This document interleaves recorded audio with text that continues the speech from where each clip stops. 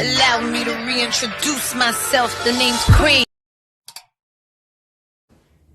Hey guys, how's everybody doing? Welcome back to my channel. For those of you who are returning subscribers and for those of you who are new to my channel, thank you so much for joining me today. My name is Janine, and today I'm going to post up just a really simple, really fast cake recipe that I thought that I'd share with you guys. It was my mom's birthday a few days ago, and she is a fan of non-traditional cake, and so she's always like, I want carrot cake. She's fancy. I want carrot cake. I want banana loaf. Give me red velvet. So yeah, she fancy like that, and you know, she'll get away with it this time just because it's her birthday. I love you, Mama. I love you, and happy birthday to you. I'm so sorry your cake is late, but better late than never. And yeah, so I just thought I'd share this video with you guys, just also in case you want to look this cake up on a Sunday, because it is a Sunday afternoon. Look this cake up and just have it for dessert, you know, with your afternoon tea and things like that. So my camera keeps trying to focus. I hope it's maybe it's because I'm moving too much. I don't know. Anyway, so yeah, we're just gonna get right into it, I suppose. And how do you guys like my apron? Our aprons are really, really cute, and every time people come for classes, they're always like, can we go with them? I'm like, nah. Can we? I'm like, no. Yeah, sorry guys. I mean that from the bottom of my heart. Like, I'm sorry you can't go with the aprons, but I love you still so much. So yeah, I'm just gonna get right into it. I'm gonna show you guys some of the ingredients we're gonna use and also the method. So, interesting fact is that I'm not really a fan of banana cake, like anything banana-y. Banana pudding, banana loaf, banana cream pie. Banana itself, you will not find me eating it because I do not like the taste of a banana. It's just not for me. So I hardly eat banana cake anyway, but just because I don't eat it and just because I'm not a fan, don't mean I can't slay that recipe still. So, and I mean, if you have a mom who's like always requesting you to do these things, I mean, you just gotta get with the program. So this is a recipe that I've been working on for some time now, and you know, I got with the program, and yeah, gonna share with you guys, and I hope you like it. Get with me as we get into the actual mixing and seeing this.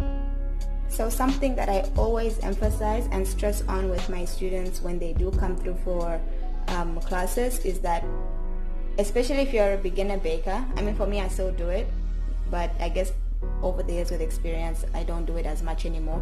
But if you're a beginner baker, always make sure that you have your ingredients in front of you. That way you don't forget anything, because when you're doing a cake, you can't afford to be running around looking for ingredients, hunting in the pantry for ingredients. So yeah, make sure you have everything in front of you. It makes it so much easier.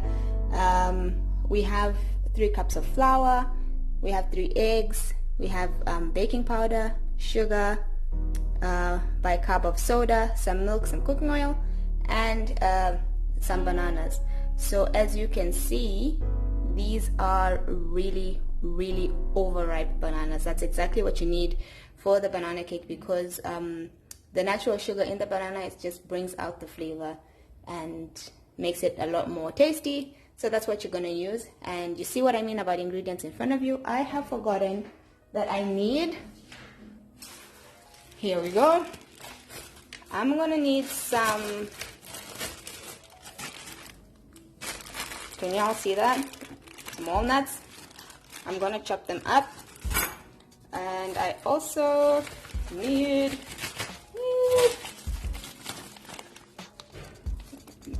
dark brown sugar.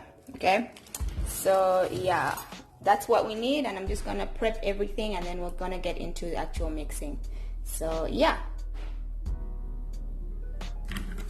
okay, just gonna roughly chop my nuts. Desserts. That was a horrible joke. That was horrible. I'm sorry. Sorry guys.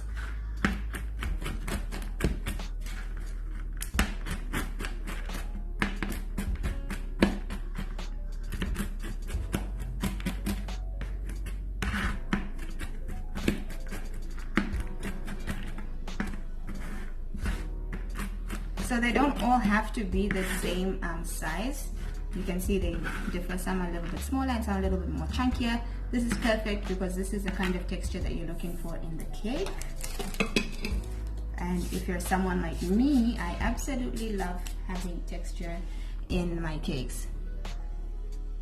Place your bananas in a mixing bowl, and using a fork or anything you want, just give them a quick mash up to make them smooth. So guys, please forgive that the camera is gonna have like a bunch of different angles. This is because it's like 6:30, so the lighting in the house is kind of bad at the moment, and also because I'm doing this alone, so I don't have anyone to shoot me. Oh god, I don't have anyone to film me while I'm doing this. So yeah, here we go.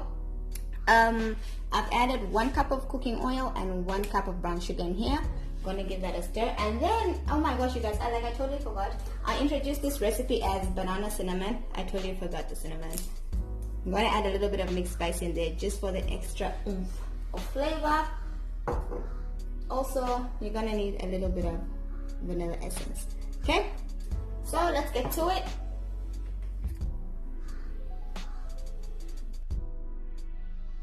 On a low speed, you can combine your cooking oil and your sugar.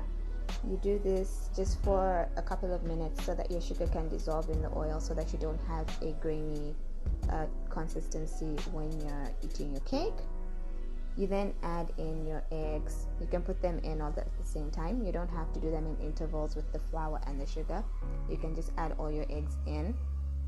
And just make sure your speed is on low so that you don't have any of the mixture flying out of the mixing bowl.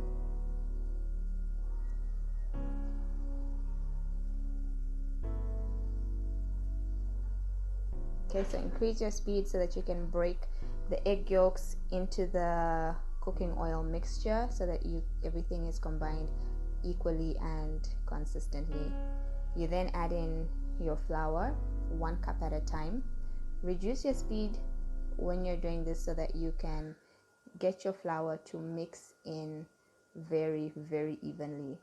Okay, we don't want your flour to have any lumps, or the batter rather to have any lumps. So we add in the flour 1 cup at a time. We mix it in, and then we add it again. So as you can see, I've turned my speed up just a bit so that we can have a little bit more power to get that flour really mixed in. If you notice that your batter is a little bit thick, you can add a bit of milk just to loosen it up, because you don't want your batter to get like thick and really doughy, like, you know, we're not making bread, we're making cake, guys. So you can always add in just a little bit of milk just to loosen it up. Yeah, okay, so next we're gonna add bicarb of soda. So if you don't have baking soda, you can use bicarb of soda. And the reason we add this is because we're using fruit in this cake, and fruit generally tends to go bad very quickly. So we add soda because soda is a preserving agent.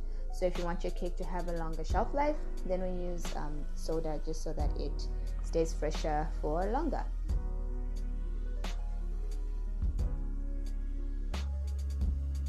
Oh my gosh, I should totally do this more often. It is so much fun. Oh my gosh, I feel like I'm learning for the first time while I'm watching this video. Oh, by the way, I'm doing a voiceover. Oh, add in your bananas, guys. Add in your bananas. It's time to add the bananas in. Yeah. I feel like I'm watching somebody else's video right now, because I'm doing a voiceover and watching the video at the same time. Okay, so yeah, we'll put the speed back on, just on a medium speed right now, because we want to get the bananas mixed in to the cake batter. So at this point, you can add in, if you want, like, if you want more banana, you can even add in like a banana essence if you really want to get the flavor of the banana out. Or, you know, if you really want that strong banana flavor to come through, you can always add banana essence. I just generally stick to vanilla. Vanilla is my go-to. Add in the rest of your ingredients. And yeah, like at this point, I could already smell everything. You can add in your nuts. And you guys, like, there is no limit to say that you have to add maybe like 2 teaspoons of nuts or whatever. You can add in as much as you want. As you can see, like I added in some raisins even, and when Michael had some of this cake, by the way, Michael is my baby brother, and when he had this cake, he's like, dude, why is there so much happening in this cake? I'm just like, texture, honey, texture. But yeah, I mean, like the raisins and the nuts as well is an option. If you're not a fan of, you know, those elements, you can always leave them out. It's, for me, this is just generally how I like my cake. So this is the final mix, and at this point, guys, I was ready for the eating. The cake was so good, and it smelled really, really amazing. So line your pan. You do this with a little bit of cooking oil. Just make sure you just line it. We do this so that your cake doesn't stick to the pan, because once you have a cake that's stuck to the pan, it's the end. You will not be able to get that cake out without it breaking. So you just line it with a bit of cooking oil and dust it with a little bit of flour. Yeah, at this point my oven was already preheating at 180. So yeah, I just got the pan out, and you'll notice that I'm using a bundt tin.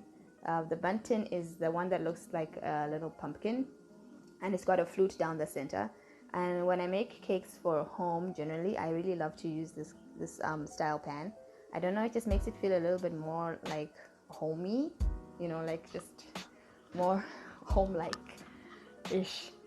I don't know, lack of a better word, but anyway, yeah. So I normally prefer to use a bundt tin for cakes that I make at home. Yeah. What are we doing now? Okay, yeah. So just mix up your batter with a spoon just to make sure all the air bubbles come out, and you then add your batter to the pan that's been prepared.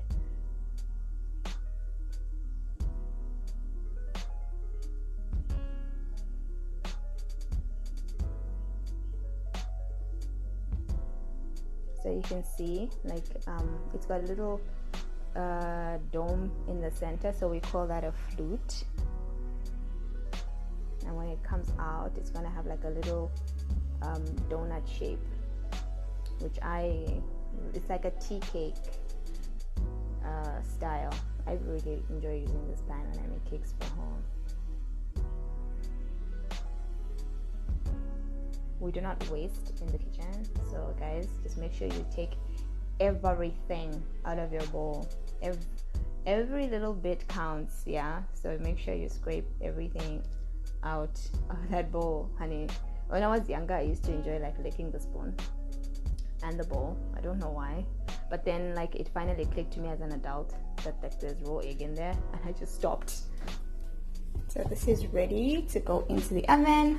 I've turned on my oven to 180 degrees. I'm just gonna open that up right now. Get this in. So 180 degrees, and we're gonna start it at 25 minutes, and then after that we're gonna check it. But yeah, that's, I guess, how the story goes. Thank you guys so much for joining me in the kitchen today. I hope you had as much fun as I did. As you can see, I whipped up a quick cream cheese frosting that I just dolloped all over the cake. Please don't forget to like, share, and subscribe to my channel for more recipes like this. And please remember to keep it oh so sweet. Love you.